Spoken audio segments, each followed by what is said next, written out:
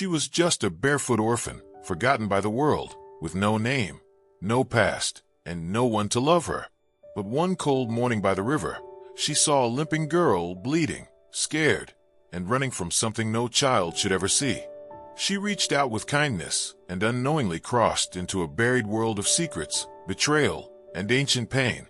At sunrise, 30 warriors came to her door, not with rage, not with mercy, but with one question, a question so terrifying, it could destroy everything she thought was true.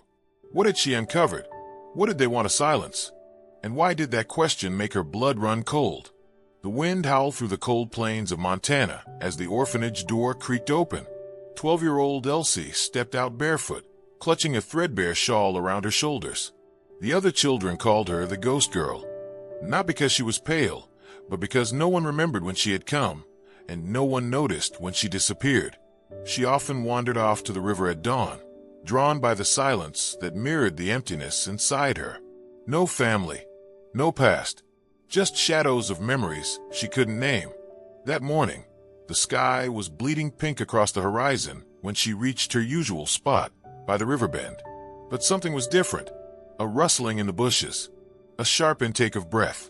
Then, from the mist, a girl emerged, barefoot, trembling, her long black hair tangled with leaves. She limped badly, clutching her side, her clothes torn and soaked. Elsie's first instinct was fear, but when their eyes met, something passed between them, recognition, pain, perhaps even destiny. "Help," the girl whispered in a voice no louder than the wind. Without thinking, Elsie ran to her. She caught the girl just before she collapsed. Her ankle was swollen, her skin bruised. She couldn't be older than Elsie, yet her eyes were ancient, haunted. "Who did this to you?" Elsie asked. The girl flinched. "They'll find me. I have to cross now." Her voice cracked, and she pointed toward the roaring river. Elsie looked at the icy water. Crossing it was dangerous. The current was fast, and the rocks were sharp. But the girl's eyes weren't pleading. They were warning. Something or someone was chasing her, and time was running out. Elsie didn't hesitate. She dragged a broken canoe from the weeds, helped the girl in, and jumped beside her. The paddle was old, the wood split, but Elsie rowed with everything she had. Halfway across, the river roared louder, and the boat rocked violently. The girl screamed as her legs slammed against the side, but Elsie held her steady. "Hold on," she cried. And in that moment, Elsie wasn't just an orphan, she was a protector. They reached the far bank soaked and shivering. The girl collapsed again, her breath ragged. "Why were you running?" Elsie asked. The girl hesitated, then whispered, "They killed my brother, they're looking for me. But I saw something I shouldn't have." Her voice broke again. "If they find me, they'll silence me too." Elsie stared at her, stunned. "Who are they?" But the girl only shook her head. She refused to give her name. All she said was, "Call me Kiona." Elsie tore her shawl in half and wrapped Kiona's injured foot. She led her deep into the forest, to an old root cellar she had discovered months ago. It was damp and dark, but it was shelter. Elsie brought her scraps of food, washed her wounds in river water, and sat by her side as night fell. As stars blanketed the sky, Kiona finally spoke. "I'm not supposed to be here. I crossed a border my people forbid, but I had to see it with my own eyes." She looked at Elsie with intensity. "There's a reason we were never supposed to leave our land. The secrets, the blood, the truth they buried, it's still there." Elsie listened, heart pounding, not understanding but knowing this girl was carrying something far heavier than her own pain. That night, Kiona had nightmares. She muttered names Elsie didn't recognize. She flinched at every sound. Once, she bolted upright, gasping. "They're close. I can feel them." Elsie held her hand until she calmed, whispering, "I won't let them take you." Morning arrived slowly. Mist clung to the trees like ghosts. Elsie stepped outside to fetch water when she heard a sound. Twigs snapping, leaves crunching. Then came the soft rhythmic pounding of hooves. She turned and froze. Across the clearing, silhouetted in the fog, stood 30 native warriors on horseback. Silent, still, their faces painted, their spears upright. The leader, a towering man with a scar across his cheek, dismounted slowly, and took a step forward. He said nothing. His eyes scanned Elsie, then moved toward the cellar door behind her. Elsie's breath caught in her throat. Her heart thundered. They weren't here to ask. They were here for Kiona. The man finally spoke. His voice was deep, calm, and heavy with meaning. Where is she? Elsie stepped in front of the door, instinctively. She's hurt. She's scared. She hasn't done anything wrong. The man tilted his head. You don't know what she carries. Elsie's voice cracked. Then tell me. The man looked at her for a long moment, then gestured. One by one, the warriors dismounted. They didn't charge. They didn't draw weapons. They simply gathered around her in a circle, 30 silent men, each with a story written in scars. Then the leader stepped forward again, his eyes now filled with something strange, regret. He looked down at Elsie, then spoke the words that made her blood turn cold. Did she tell you where the bones are buried? The words cut the air like a blade. Elsie felt the world shift beneath her. Kiona had mentioned secrets. She had whispered of blood and truth. But bones? Buried? What had she gotten herself into? Behind her, the cellar door creaked. Kiona had heard. And in that instant, Elsie realized they weren't here to kill Kiona. They were here because she knew something that could destroy them all. Kiona stepped out of the cellar slowly, her injured leg trembling beneath her. The moment her face met the morning light, the warriors stirred. Not in anger, not with violence, but reverence. Their eyes dropped. Some bowed their heads. The scar-faced leader remained still, but the weight in his expression grew heavier. Elsie looked from Kiona to the warriors, heart pounding. What's happening? She whispered. Kiona's eyes locked on the leader. You found me, she said, her voice soft, empty. The man stepped forward. You should not have returned. You saw what you weren't meant to, and now everything is at risk. Elsie stood between them. She's done nothing wrong. She was hurt, scared. She ran because she was in danger. The man didn't even glance at her. His gaze remained on Kiona. We gave your brother mercy, but you chose to cross the boundary. Kiona's hands clenched. You didn't give him mercy. You buried the truth with him. Her voice trembled, but there was no fear in it now, only fire. I saw the pit. I saw what was hidden. You think silence protects us, but it's killing us from within. A murmur passed through the warriors, like wind through dry grass. Elsie's throat tightened. She turned to Kiona. What did you see? Kiona swallowed hard, tears in her eyes. I found a clearing past the stone ridge. My brother and I used to play there as children. But that day we smelled something. The ground was soft. We dug. Her voice cracked. There were bones. Dozens. Maybe more. Tiny bones, children. Elsie gasped. Kiona looked at the warriors now, her eyes burning. You said they were outsiders. Enemies. But they were ours, weren't they? Our own blood. The warriors stood silent, unmoving. The leader didn't flinch. The past is not yours to uncover. It was sealed for a reason. Kiona took a step forward despite the pain. Because it was built on betrayal. And now you expect me to forget it? Her voice rose. You took an oath to protect the truth, but you buried it. Elsie's mind reeled. Bones. Children. Secrets buried by those meant to protect. It made no sense, and yet it explained everything. The fear in Kiona's eyes. The bruises. The silence. And now, 30 warriors, standing in judgment. But not with swords. With one question. The leader's voice broke the silence. Deep. Final. Kiona, did you tell anyone where the bones are buried? Elsie's breath caught. The question echoed through the trees like a curse. Kiona's body stiffened. Her lips trembled, but she said nothing. The leader took one step forward. Answer. For your sake. For ours. Elsie grabbed Kiona's hand. Don't say anything. You don't have to answer them. But Kiona pulled away. Her eyes, full of pain and fire, met the leader's. I didn't tell anyone except her. She pointed to Elsie. Gasps rippled through the warriors. Elsie felt her heart slam against her chest. Me? I didn't know. Kiona looked at her, a flicker of apology on her face. I had no one else. I had to tell someone before they silenced me too. The leader's eyes darkened. Then it's already begun. The chain can't be broken now. Elsie stepped forward. What chain? What are you talking about? The leader turned slowly. Your presence here has awakened something ancient.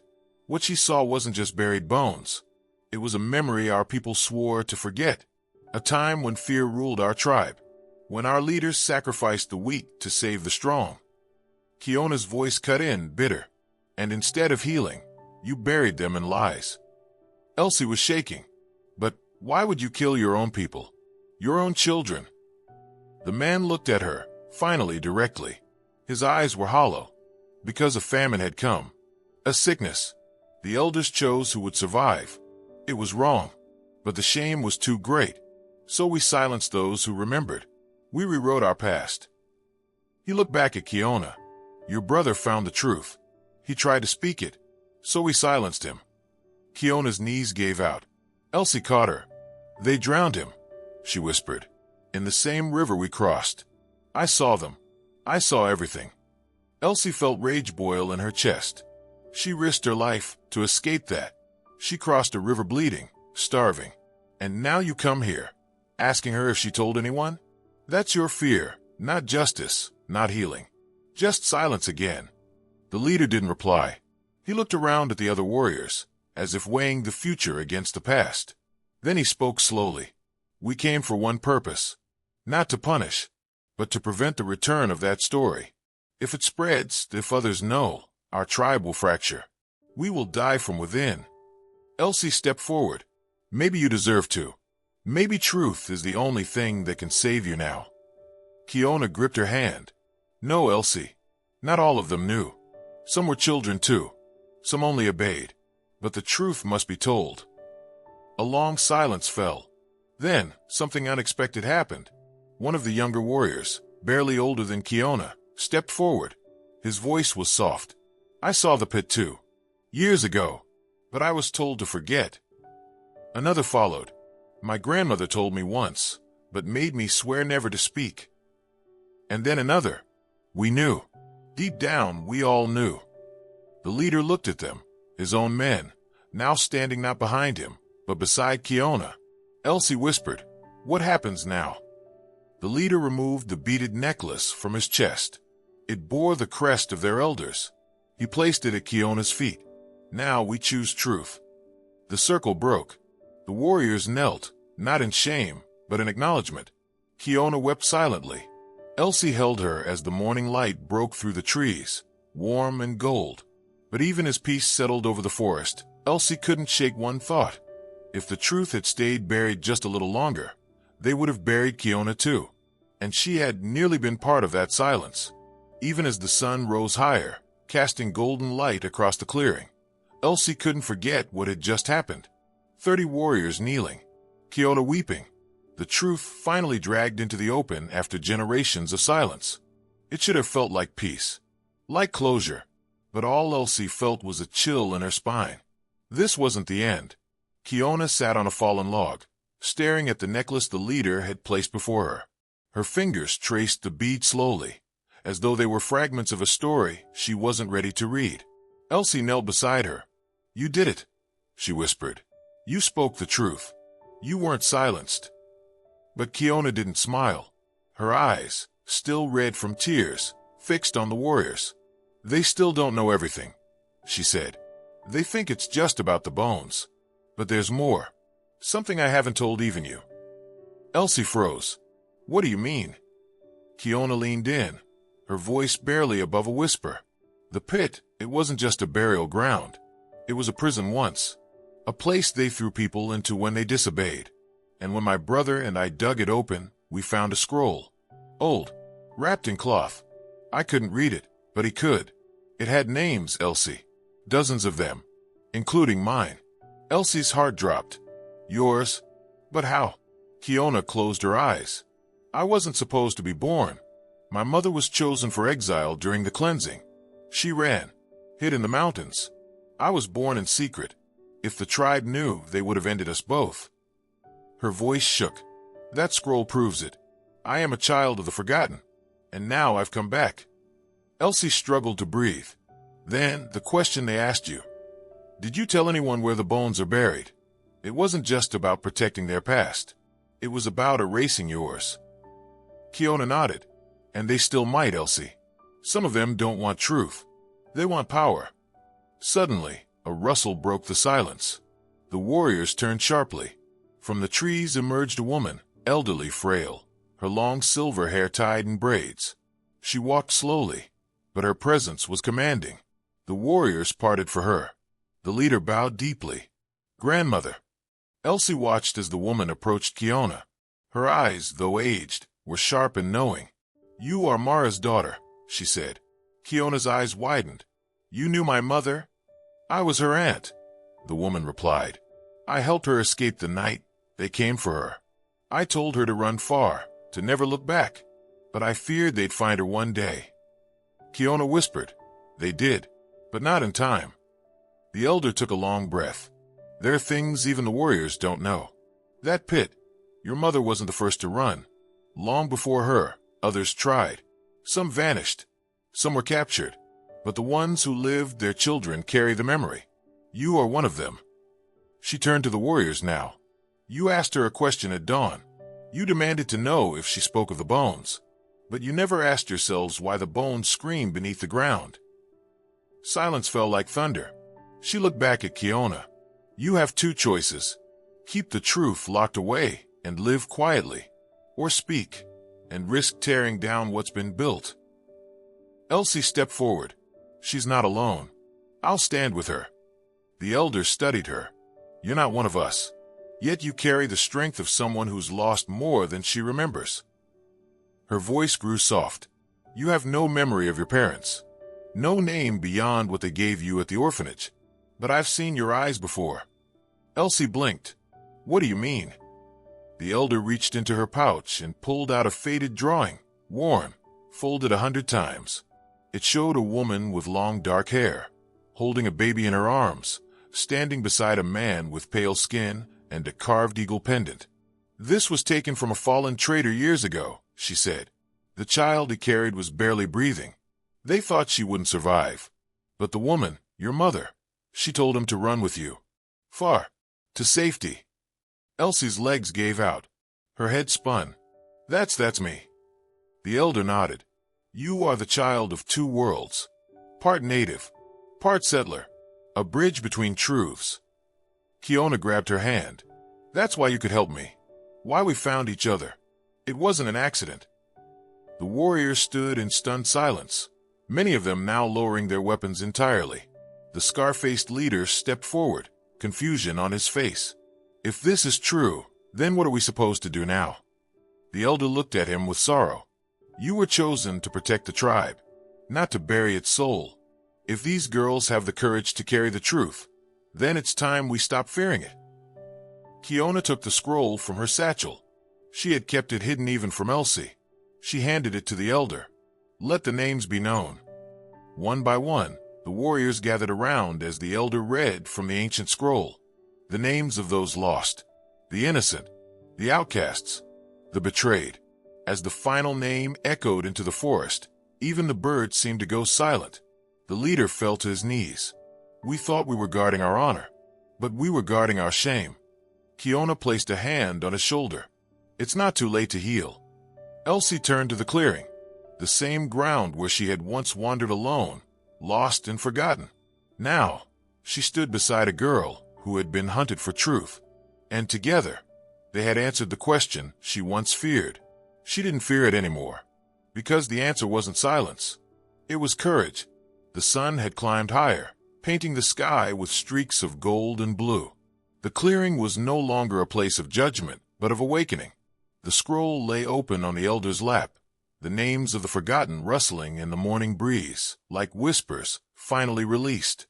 Elsie sat beside Kiona, both girls silent, their hands clasped. They had crossed a river, both literally and spiritually, carrying not just pain, but truth. They were no longer victims.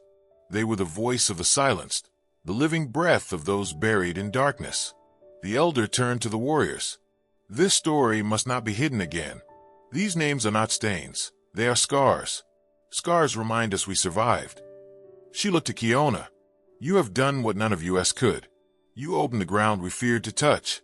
You became the voice we buried. The scar-faced leader stepped forward, his pride stripped away. I was raised to protect our history, but I see now, history is not what we protect. It's what we confront. He looked at Kiona. I cannot erase what we did, but I will not silence it again. Kiona nodded, her face calm but her eyes full of ache. I didn't come for revenge. I came for truth. For my brother. For the others who never got to speak. Elsie stood beside her. And I came because someone once left me at an orphanage and never came back. I thought I was nobody. But now I see. I was never lost. I was waiting for this moment, for this girl, for this truth. The elder placed her hands on both their shoulders. You two are the beginning of a new story. Not one of hiding, but of healing. The warriors began to move, slowly at first, gathering stones, clearing the brush near the pit. They weren't hiding it anymore. They were preparing a memorial. One by one, they stacked the stones, not to bury, but to honor. By sunset, the memorial stood tall. No names carved, no markers of guilt, just truth, finally standing above the earth instead of beneath it. Kiona placed a single feather atop the stones. This is for them, she said softly. For every child who never had a voice. Elsie placed her hand beside it. And for every child who found it. They turned back together, hand in hand, walking toward the river that once divided their worlds. Now, it marked where truth was born. Behind them, the warriors watched in silence, not out of fear, but respect. And as the last light faded, Elsie knew the question that once haunted Kiona was no longer a burden, because now the world knew, and the silence was finally broken.